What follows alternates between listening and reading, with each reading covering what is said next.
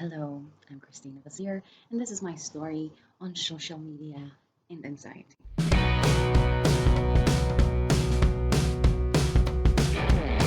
So, social media and anxiety. I've been talking about anxiety for a while now, and right now I'm like in this beautiful breakthrough that I really wanted to share with you people because I think that I'm not alone experiencing this. I've been having Facebook since 2008, and I delayed a lot to go on Instagram. I'm not using TikTok, and I am very big fan of digital detoxing. I don't like being on my phone when I'm with my friends, and I enjoy spending time without my laptop and without my digital appliances when I'm alone. Digital detoxing has supported me a lot to realize that I feel alone and to realize that I am creative. The thing though is that because I am a life coach and because right now I'm through a process of rebranding, I thought mistakenly, I would say, that I need this kind of inspiration of what other coaches do and to figure out what other people do and what helped them to grow their audience and what kind of content actually lands on other people. And this is like the thing why I don't want to identify as a life coach. Still, I do because many people understand what I'm doing by using that term, but I don't identify as one, so I'm still searching for my name, which could very likely be spaceholder, but I'm still in search of that. Philosophical spaceholder, that would be a great name, what seems more accurate in this moment. Yeah, what's the thing? The thing is that they point out all the things that you need to change in your life or that they are wrong in your life and that you should take action in order to upgrade them or to fix them or to heal them or to reflect or integrate or all these kind of things. And honestly, if you have experienced anxiety at some point in your life or if you are experiencing anxiety as I used to constantly, this type of approaches like rocket sky the levels of this urgency of taking action and of doing something about stuff. However, the way that I want to approach my life and how I want to be able to serve people actually is through self-acceptance and checking in and growing self-awareness and reaching out to the sources, the information, the answers that are already inside of you. And in order to do that, we need to pause and we need to figure out what's happening inside. Like my approaches are really on non-dualism and self-acceptance and slow living and staying connected within, always checking in. And yes, there are many tools that can support into reaching out to our inner truth and be able to express them to words and translate the intuition and body sensations into verbal expression.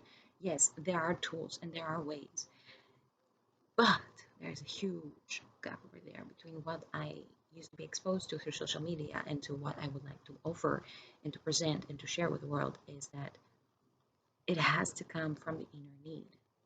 Like, I really need to check in within and figure out that, hey, what I am missing right now is, for example, how to brand myself or how to ex- set boundaries, like that's a big thing, or how to express what's happening within me as honestly as I can reach, as honestly as possible.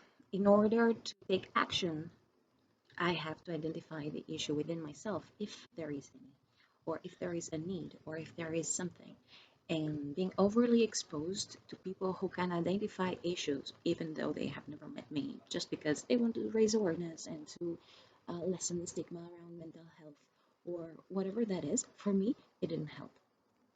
So, what I'm doing and why I'm doing this vlog today, I am unfollowing anything that causes me even minimal amount of stress. I'm unfollowing any account that in the long run doesn't enhances the parts of my life that I want to be enhanced. And right now what I'm missing is more playfulness, is this lightness and this enhancement of oneness, of this sense of we are interconnected and we are collaborative beings and of health and intuition, but intuition not in a way that you should do this in order to enhance your intuition. No, I'm not supposed to do anything, baby. I'm enough. I'm complete. You see? I was experiencing my life in a very box-like way, and I used to strive to conform into society's expectations and boxes and to be more corporate-oriented person, to work specific hours, have specific deadlines, have like if you know me, I don't do that anymore, but I used to. And I used to fail hard and I used to punish myself for that. And slowly, thank God for coaching. Like, thank God for coaching. I started to grow into accepting these aspects of myself and actually approach myself in this beautiful similarity that I will quote like a plant. Because if a flower doesn't bloom, you don't change the flower. You can, but you change the soil, you change the position, you change your watering method, you change the environment, you change the humidity, you change all the other things in order to support your plant to bloom and to grow and to thrive. See? Thank you very much. Welcome to my TED Talk. What I'm missing is playfulness and joy and laughter and being more connected with my inner child, because that inner child, like honestly, I've worked a lot in order for it to come on the surface, and it came on the surface. I played with it for a while and now it's going back inside. I'm like, no, no. Like I want this child to be free, this inner child to be able to enjoy its life and to play and to be joyful and all these things. Anxiety and social media, back on track. Um, yeah, I'm done. I'm done with having on my feed this constant urgency that there is something that you should do, there is something that you should fix, there is some.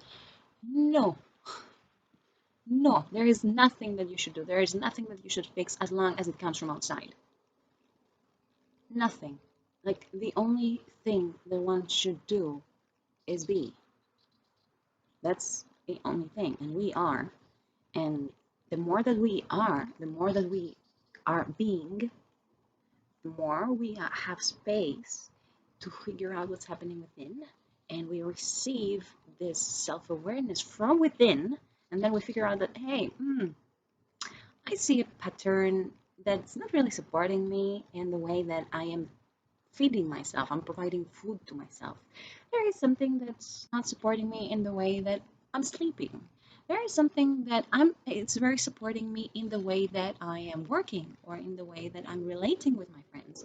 So the more that we are experiencing the being, the more that we figure out our own things from within, and the less judgmental we are, and the less afraid we are to accept who we are, the more easy it is for us to take a step towards where we would like to expand and experience more of life.